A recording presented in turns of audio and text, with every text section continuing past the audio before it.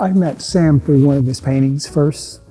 There was a openness and honestness to the body of work that anyone could enter. And I think that's what's kind of held us together. We just seemed to fit when we met. And I realized this was going to be a lot of trouble from now on. And I've enjoyed the trouble for years. There was a question now that we were black. Well, the problem was exclusion, which is what really brought us together. We had that objective of being in the art world. We became the trio of merry men who decided that we were going to show together and we were going to establish the means of actually supporting ourselves by what we did.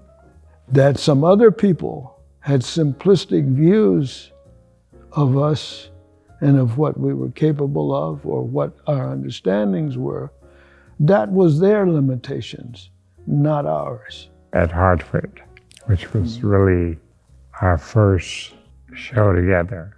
When we arrived, we couldn't see our work because the room was so full. It was an event. I mean, it was a big event. Mm-hmm. And then, of course, the question later was, did you sell?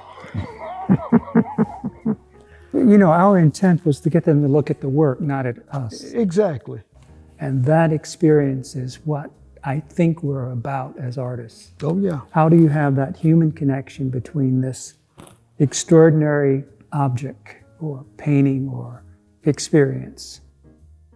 When Sam says that he's interested in color and he's a color painter and a color field painter, he's talking about a way of going about, of seeing, building, decision-making. What I think he's really about is this human experience that I, as a creative person, have made this. There's this absolutely magnificent painting that I want you to look at. And the reason I want you to look at it is this human experience. A lot of things changed in the world in that period. There were a lot of socio-political realities that were going on. At the same time, we're trying to be artists who are creative in our ways. So there are aspects of the realities of the world that exist in our work. Whether it appears to be addressed within the work or not, it's in there.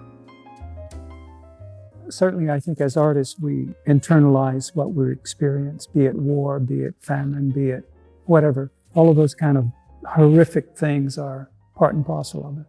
The thing for me in the studio is, one, when I close the door, how do I not think about that? And assume that it's been internalized to the point that I can translate it into this other kind of sensibility, this other kind of experience. Our works have gone all over the world, and many places, and many people have referenced what we do. Wherever we were in the world. Is Sam? Is William? And there's Mel. Hey.